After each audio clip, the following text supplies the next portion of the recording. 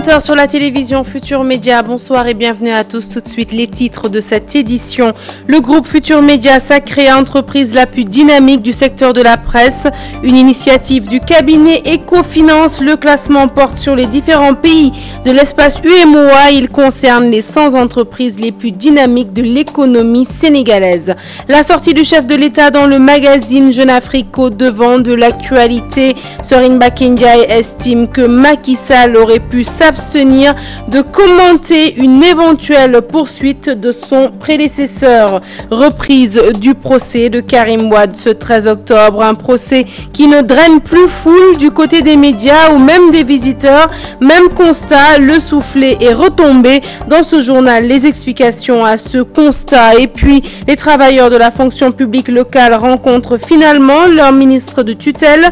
Oumar Youm s'est engagé à satisfaire aux principales revendications que sont le redéploiement du personnel et la situation des anciens employés des communautés rurales. Et puis, le dossier du jour nous intéresse au concours général, un concours de prestige destiné à promouvoir la culture de l'excellence et qui exige rigueur et encadrement. Plus de détails, ce sera tout à l'heure en fin d'édition. Voilà pour les titres.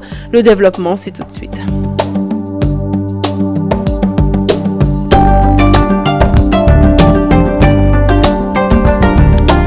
Léa Ndiaye, bonsoir. Bonsoir Sarah Cissé. Rebonsoir à tous. Un journal que nous ouvrons avec ce classement et gala des 100 entreprises les plus dynamiques de l'économie sénégalaise, édition 2014.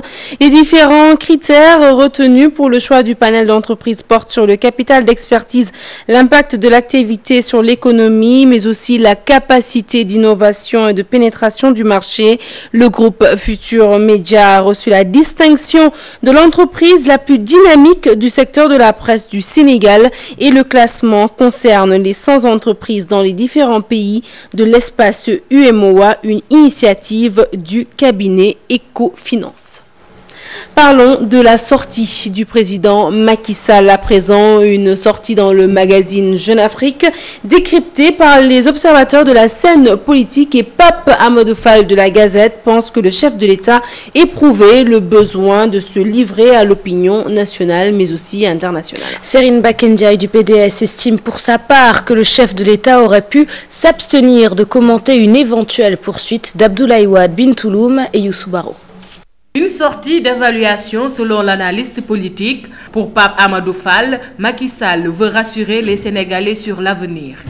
Macky Sall est à mi-mandat. C'était une sortie qui était attendue, qui n'a rien d'extravagant ou d'extraordinaire, mais plutôt une étape d'évaluation pour le président de la République pour s'adresser aux Sénégalais de manière générale. Macky Sall a essayé d'apporter des réponses par rapport à cette demande. La baisse des loyers, la couverture maladie universelle et d'autres actes forts ont été posés, mais qui ne satisfont pas pour l'heure les Sénégalais. Les propos du président Sall sur son prédécesseur ont révolté les libéraux. Pour Serine Bakendiaï, l'ancien président Abdoulaye Wade mérite tous les honneurs. D'abord, ça ne signifie absolument rien, rien du tout. On poursuivrait, inventons le président Wade, pourquoi? Pour avoir conçu des infrastructures au Sénégal, pour avoir rendu à l'Africain au Sénégal, comme je le dis, la force qu'il devait avoir, on le jugerait pour ça. Je pense que ça, c'est une blague. Ensuite, quand on parle de la crise, c'est qui l'a créé? La crise, c'est l'État du Sénégal. L'État du Sénégal, c'est le président de la République. Donc dire que s'il a créé, devait poursuivre, je ne peux rien, ça n'a pas de sens. Le chef de l'État regrette que les personnes impliquées dans le dossier Karim Wade n'aient pas voulu rembourser pour éviter un procès. Pour Serine Bakendiaï, le président Macky Sall a été mal informé sur le dossier. Macky Sall est peut-être de bonne foi et il a été abusé. Certainement, le président a pensé qu'il y avait de l'argent quelque part qu'il fallait aller chercher. C'est la raison pour laquelle il avait toujours pensé, lui, qu'on aurait pu trouver une autre solution. La solution, c'était quoi? C'est de rembourser. Mais celui qui rembourse, c'est celui qui a volé. La sortie de Macky Sall n'avait pas sa raison d'être pour les libéraux. Notre analyste politique estime que le chef de l'État a fait une bonne communication. Son seul regret, c'est qu'il l'ait fait hors du pays. Revenons à présent sur la déclaration du professeur Arona Coumba-Ndoffène Diouf. Ce dimanche, sur notre antenne, le ministre conseiller n'y est pas allé avec le dos de la cuillère pour décrier la communication de la présidence. Une déclaration qui a fait réagir les politiques et les propos sont partagés, Sarah. Tout à fait, Léa. Babacar Gaye du PDS est du même avis que le professeur Arona Coumba-Ndoffène Diouf, tandis que Youssou Touré de l'APR estime que le gouvernement communique assez et qu'il doit se concentrer davantage sur les problèmes des Sénégalais. Salimata Osek et Tcherno Laurent Mendy. La communication au palais est nulle, c'est du moins l'avis du ministre Arona Coumba-Ndoffène Diouf. Des propos diversement appréciés par les politiques. Ils prennent trop de temps à répondre à l'opposition par des slogans, mais aussi par des attaques, alors qu'ils auraient dû, de mon point de vue, s'appesantir davantage sur le pourquoi ils ont été élus. Mais la communication au palais est très bonne. Vous avez toujours sollicité nos services. Nous avons toujours sollicité les vôtres. Nous avons toujours organisé des points de presse. Vous nous avez invités avec vos moyens propres à des débats. Mais on ne peut pas passer notre temps à occuper de manière indéfinie les médias. Pour Babacar Gaye, en matière de communication, il faut des personnes crédibles. Les Sénégalais constatent, pour s'en désoler, effectivement que depuis que le président Macky Sall est au pouvoir, il n'y a pas en réalité des réalisations qui puissent aider à faciliter la relation de communication entre le pouvoir et l'opinion. L'apériste, lui, pense que le pouvoir doit aussi laisser une place à l'opposition pour qu'elle s'exprime. Il faut que l'opposition puisse occuper aussi l'espace médiatique. Quand un pouvoir est très fort, comme le nôtre, ce pouvoir-là aussi doit avoir une opposition extrêmement forte. Parce que c'est ça la force de la démocratie. La communication au palais est toujours décriée. On lui reprocherait d'être trop restreinte quand il s'agit d'informer le peuple. Reprise du procès de Karim Wade et de ses co-accusés ce mercredi 14 octobre. Ce mardi 13 octobre, Sarah. Ce lundi, 13 octobre, maître Patricia Lake Diop, le deuxième témoin à comparaître dans le procès de Karim Wade, charge ce dernier. Selon la notaire, c'est l'ancien ministre des Infrastructures qui l'a contacté pour la constitution de CD Média, AN Média, TerraVision, AHS, entre autres sociétés. Et tous les éléments constitutifs ont été donnés par Karim Wade. L'audience suspendue, elle se poursuit ce mardi. C'est un récit signé Adi Atala. Maître Patricia Lake Diop, deuxième témoin à se présenter à la barre. À la première question de la Cour, il charge Karim Wade sur la constitution des sociétés AHS, AN Média, TerraVision et CD Média, entre autres. La notaire déclare à la barre que c'est Karim Wade qui l'a contacté pour la création de toutes ces entreprises ci-dessus. La notaire va plus loin en affirmant que c'est l'ancien ministre qui fournissait à son étude tous les éléments constitutifs, notamment les dénominations, les capitaux et les noms des associés. À la question de savoir si Maître Patricia Lake connaissait Bibo Bourgi et Mamadou Pouy, elle répond qu'elle les a connus par l'intermédiaire de Karim Wade. À toutes les interrogations de la Cour, du parquet et des avocats des deux parties, elle est restée imperturbable. Elle donne des réponses précises et concises, même si par moments la défense essaie de la piéger. À la fin de l'audience, elle a été conduite sous bonne escorte à cause des menaces du public à la première suspension de l'audience. À l'ouverture de celle-ci, les avocats de la défense avaient formulé une demande de renvoi du procès à cause de l'absence de Bibo Bourgi, le co-prévenu de Karim Wade, en se basant sur l'article 429 qui stipule qu'un témoin ne peut en aucun cas précéder un prévenu à la barre pour un interrogatoire. Le parquet et la partie civile s'opposent et finalement la Cour rejette la demande. Le procès reprend ce mardi. L'interrogatoire de Maître Patricia Lake va se poursuivre et Victor Cantoussan, un autre témoin par ailleurs garde rapproché de Karim Wade, est convoqué à 15 h. Et après 2 mois et demi de procès, rien ne bouge dans l'affaire Karim Wade. C'est du moins l'avis de Serine Saliou Gueye. Pour le journaliste, cette lenteur est due à la nature de la Cour en charge de statuer sur cette affaire. Serine Saliou Gueye qui ajoute par ailleurs que le jugement de Karim Wade sans la présence de son présumé complice Bibo Bourgi n'a pas de crédibilité. Fatima Taba et Mohamed Dian.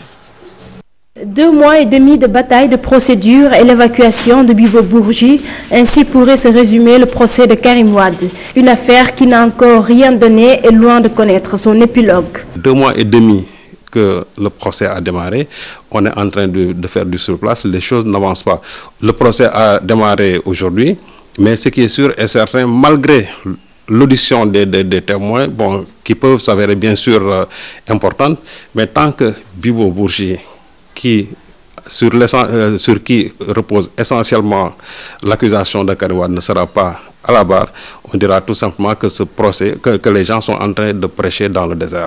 Des témoins sont en train d'être entendus alors que la pièce maîtresse de l'affaire ne l'est toujours pas, ce qui n'augure rien de bon, selon le journaliste. Tant que lui, il ne sera pas là, en tout cas, la lumière, la vérité ne jaillira pas. Peut-être que la Cour peut se fonder sur des articles du Code de procédure pénale et continuer le procès. In fine, on peut condamner Karim Wade. Mais aujourd'hui, condamner Karim Wade aussi sans pour autant que le principal, en tout cas accusé, soit vraiment interrogé. Donc, en ce moment-là, on dira tout simplement que les gens vont dire que c'est un procès purement politique. Et je crois que c'est là où les avocats de la défense vraiment attendent la Cour. Dans un entretien accordé à Jeune Afrique, le président Macky Sall disait avoir des regrets dans ce procès, ce que le journaliste trouve normal. C'est la nature tout simplement de la CRI qui pose aujourd'hui problème, parce que c'est une juridiction peut-être qui ne permet pas de recours au second degré, et là vraiment les droits de la défense ne sont pas totalement assurés. Et je crois que c'est là où le président Macky Sall doit fonder tout simplement ses regrets. Serigne Saliou Gueye est convaincu que la lenteur notée dans cette affaire est en partie due à la nature de la Cour qui s'en occupe, une Cour qui, à son avis, devrait disparaître. Et près de 3 mois après l'ouverture du procès de Karim Wade, la mobilisation du PDS est toujours aussi forte. Militants et sympathisants sont là pour soutenir leurs frères de parti, Ndeye Mbossé Sy et Modou Diop. L'engouement et l'ambiance au début du procès de Karim Wade ne cessent de baisser. Le constat, la salle d'audience est à moitié vide. Mais pour le Parti démocratique sénégalais et ses militants soutiennent le contraire. Les militants et les responsables du PDS, comme à l'accoutumée, se sont mobilisés massivement pour soutenir le frère Karim Wade. On l'accuse d'avoir un patrimoine de 117 milliards, mais ces 117 milliards, 90% appartiennent à Bibo Bourgi qui les revendique et qui malheureusement n'est pas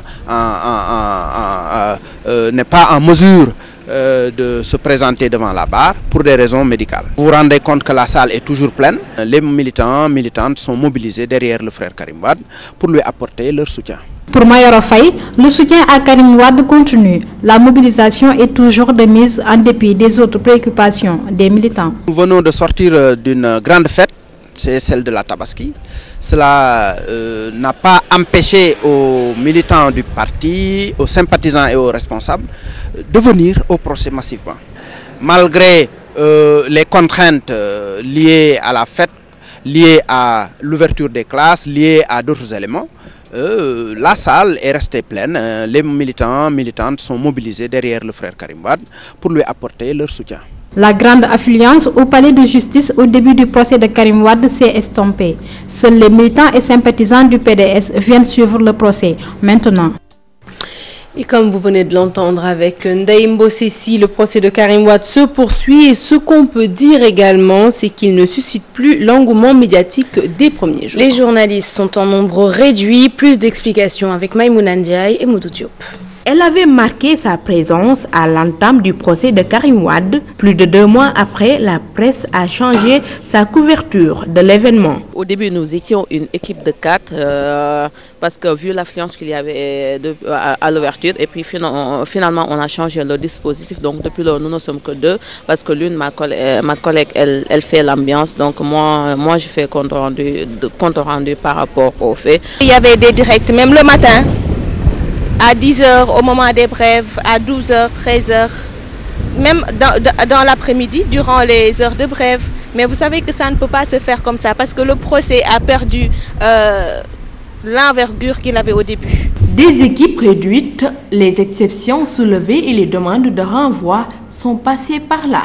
des fois une demande peut être plaidée pendant 2 jours et puis sont les mêmes arguments que les avocats développent. Donc finalement, vous avez du mal à écrire votre papier. Mais ces travailleurs soutiennent que l'organisation du procès s'est beaucoup améliorée ces derniers jours. Je viens au tribunal sans pour autant amener mon enregistreur parce que quand tu viens à l'entrée, il y a une caisse, on y met tous les objets, tout ce qui est en fer. Même le stylo était refusé. Mais après, à un moment donné, les journalistes ont fait une pétition. Nous avons écrit même au président du tribunal de la Cour de répression, Henri Grégoire, qui finalement, d'autorité, a autorisé les gendarmes déjà à laisser entrer les journalistes avec leur matériel. Le procès de Karim Wade et compagnie se poursuit. Plusieurs témoins annonçaient un grand événement pour ces reporters. Et il n'y a pas que le nombre de journalistes qui a diminué à ce procès, le nombre de visiteurs s'est également considérablement estompé. Tout à fait, Léa, est l'une des principales raisons à ce constat. Les Sénégalais se sont familiarisés avec ce procès et trouvent aujourd'hui que les priorités sont ailleurs. Mbaké Amar, Maud Diop les ont rencontrés. Reportage. Palais de justice de Dakar, 2 mois et demi après le début du procès de Karim Wade. L'affluence notée au début n'est plus au rendez-vous. Au début, on voyait des gens qui venaient manifester, mais bon, aujourd'hui, on ne voit que quelques personnes à l'intérieur du tribunal. L'affluence a baissé, surtout au niveau de la salle d'audience. L'opinion peut suivre le procès à travers les médias, donc ce n'est pas nécessaire de se déplacer. D'autres préoccupations à gérer. Les raisons qui expliquent cette baisse des visiteurs du temple de Thémis. Les gens aussi sont un peu découragés par rapport à ce qui se passe dans le pays. Ouais. Nous sommes vraiment fatigués et puis le pays va très mal. Donc au lieu de venir perdre leur temps ici, les gens préfèrent aller faire autre chose. Ceux qui viennent pour se procurer un papier administratif ne rencontrent pas pour autant des difficultés. Moi j'étais venu pour chercher un papier quand même. Ouais, j'ai pu déposer quand même. J'ai déposé dans le calme, il n'y a pas de problème. Ici, il n'y a pas beaucoup de désagréments, mis à part la file qu'on est obligé de respecter. Le procès du fils de l'ancien président de la République est ouvert depuis ce 31 juillet. Entre renvoi et bataille de procédure, simples curieux et autres souteneurs de Karim Wade semblent découragés à suivre un procès qui risque de faire partie des plus longs de l'histoire du Sénégal.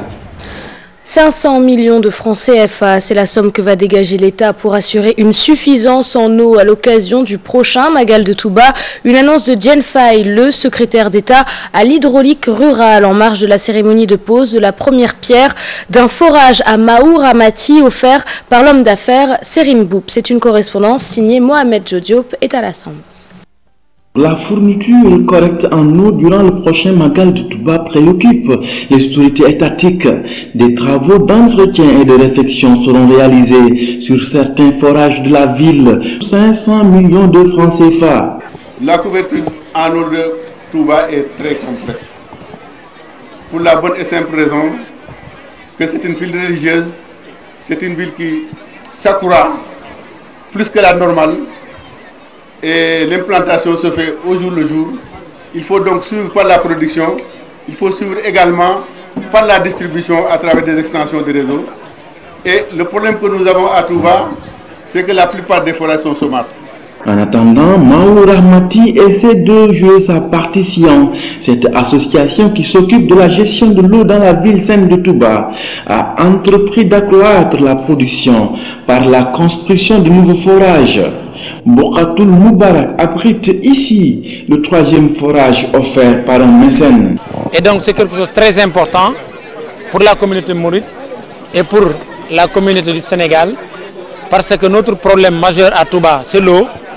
Et donc, compte tenu que l'État ne peut pas tout faire, et donc c'est là qu'on s'est engagé nous-mêmes en tant que talibés et en tant qu'utilisateurs, parce qu'on utilise de faire quelque chose.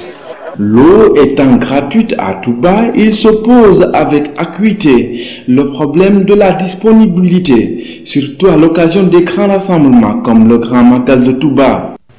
Les travailleurs des collectivités locales ont enfin rencontré leur ministre de tutelle. Après 3 heures de discussion, le ministre Oumar Youm a donné des garanties aux principales revendications que sont le redéploiement du personnel, l'effectivité de la fonction publique locale et la situation des anciens employés de ces communautés rurales. Des assurances qui ont poussé le secrétaire général de la CNTS, Amadou Khouma, à suspendre le mot d'ordre de grève, ce qui a d'ailleurs soulevé la colère des travailleurs venus nombreux à ce sit-in. Kodendiaï et Alundiagne.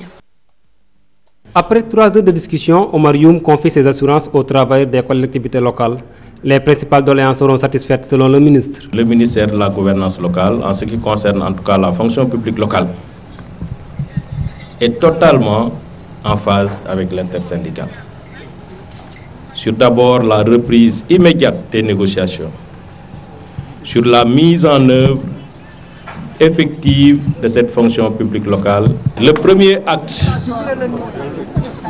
qui a été pris pour garantir une mise en œuvre de l'acte 3 de la décentralisation dans un contexte de préservation des intérêts des travailleurs, c'est un décret qui permet de sauvegarder les emplois et de payer les salaires jusqu'à la fin de la période de redéploiement.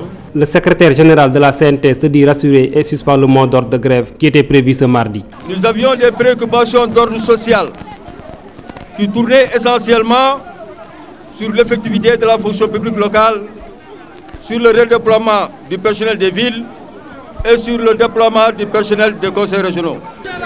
Ce que nous avons obtenu nous suffit largement pour le moment. Nous suspendons la grève. Et le cafouillage s'installe. Les travailleurs s'emportent. Ils disent non à la suspension du mot d'ordre. Le ministre qui nous dit, ça ne me rassure pas. Ça ne me rassure pas. On en a marre. Ce que nous voulons, à partir d'aujourd'hui, c'est aller à la grève. Comme tout le monde, qu'il nous entend. Le sit-in tenu par les travailleurs des collectivités locales a connu plusieurs cafouillages, dû au fait que les travailleurs et les syndicalistes ne parlent pas le même langage.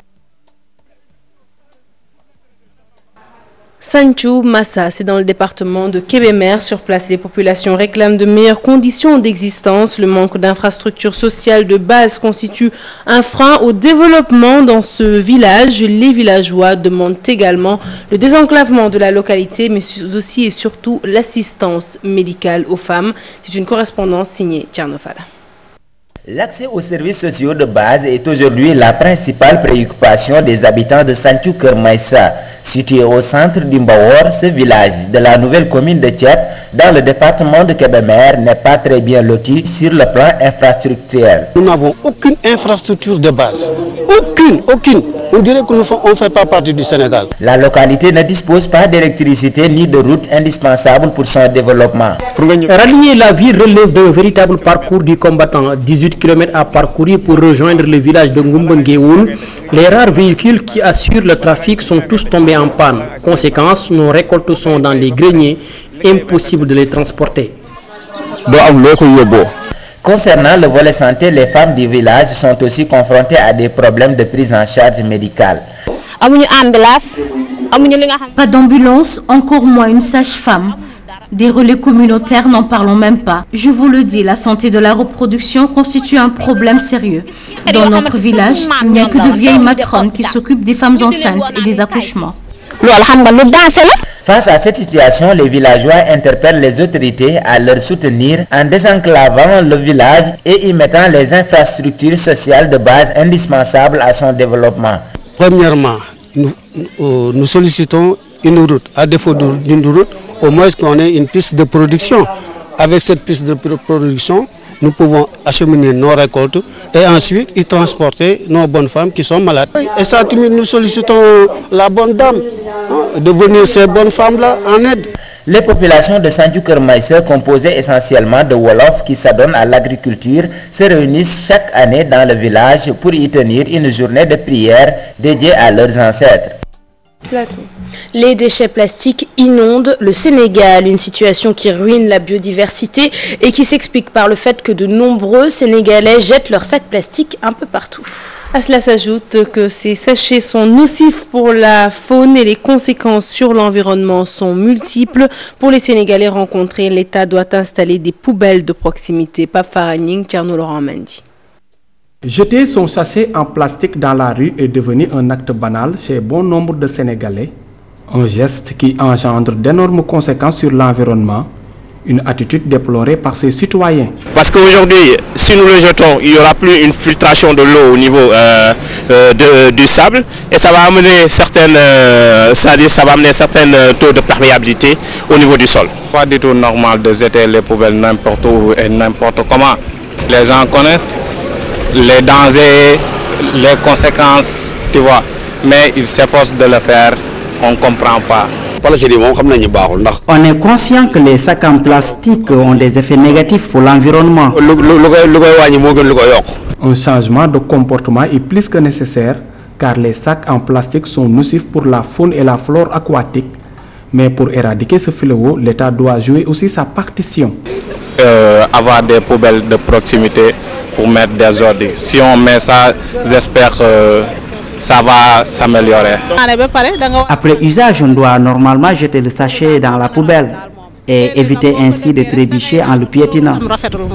Au-delà de la pollution visuelle, changer le visage hideux de certains coins de la capitale urge de trouver d'autres alternatives. Justement, on peut retrouver beaucoup de méthodes dans ce pays. Donc, il y a ce qu'on appelle les bouteilles à reconditionnement de plastique. Si nous le faisons aujourd'hui, ces bouteilles de reconditionnement, 80% des sacs en plastique ne sont ni triés ni recyclés. Entre 100 et 400 années sont nécessaires pour qu'ils puissent se dégrader. Ils contribuent à la dégradation du paysage, donc il est temps de changer de méthode. Le dossier du jour, à présent, il nous intéresse au concours général, ce concours destiné à promouvoir la culture de l'excellence au fil des années. Des établissements à l'image du lycée Seydina Limamoulaye et du collège Yavuz Selim ont gagné en notoriété grâce à ce concours. Un examen qui exige rigueur et encadrement. Dans le dossier de ce lundi, Maïmouna Ndiaye et Modou Diop nous en disent plus sur ce concours général. Si la réalité humaine est un manque, est-ce que le désir saurait l'expliquer? C'était le sujet qu'on nous avait donné. Son sujet au concours général, professeur Ibrahim Sow l'a toujours en tête. Même ses prix, il les garde jalousement. Pourtant, c'était en 1967. À l'époque, être lauréat au concours général était un exploit. J'aimais bien, disons, la philosophie. Donc je m'étais attardé à mon sujet, j'avais beaucoup de lectures, je lisais beaucoup. Donc je suis resté 7 heures pour faire mon sujet, mais je n'étais pas sûr d'être le premier ni le meilleur. C'est après, un jour quand j'étais à Grand Dakar en train de jouer au football avec mon équipe de l'ONU, avec le regretté Koulibaly Garan, quelqu'un est passé pour dire « Mais grand, on vous a mis sur le tableau, vous êtes lauréat du concours général de philosophie. » Je dis « Ah bon ?» Les années passent, les meilleurs élèves toujours récompensés. Au lycée d'Imamoulaye, la compétition se prépare à l'interne. Lorsque nous recevons les instructions de l'Office du bac, nous connaissons maintenant avec les cellules qui existent, c'est-à-dire les cellules de toutes les différentes matières, maths, PC, SVT, et avec leurs coordonnateurs, nous tenons une réunion de concertation pour voir les stratégies à mettre en œuvre pour la réussite du concours général. Au collège Yavuz Selim, la préparation est encore plus sélective. D'abord, on sélectionne les meilleurs. Deuxièmement, durant la préparation, on leur fait faire les examens passés. Et vu qu'aussi ce sont des élèves qui sont assez brillants, donc avec l'appui des profs, donc normalement, on n'a pas trop de problèmes. Cette culture de l'excellence fait aussi rêver les collégiens.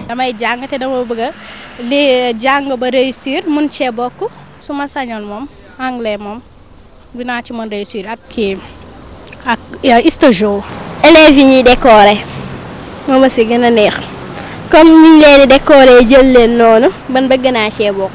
Alors, il n'y a pas de secret, donc, chers élèves, vous qui voulez être récompensés, mettez-vous-y dès maintenant, car seul le travail paye.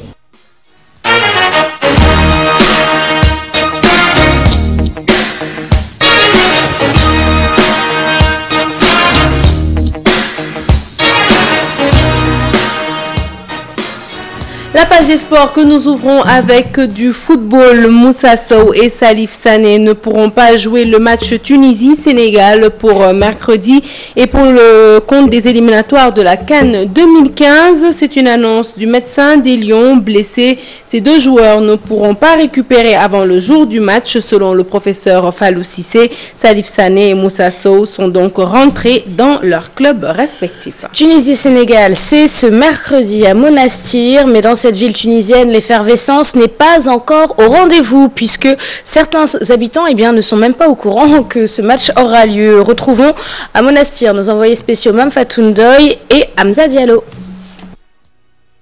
Monastir, à 2 heures de la capitale Tunis, située au centre du pays, la ville choisie par le staff des Aigles de Carthage pour abriter cette rencontre des éliminatoires de la CAN 2015.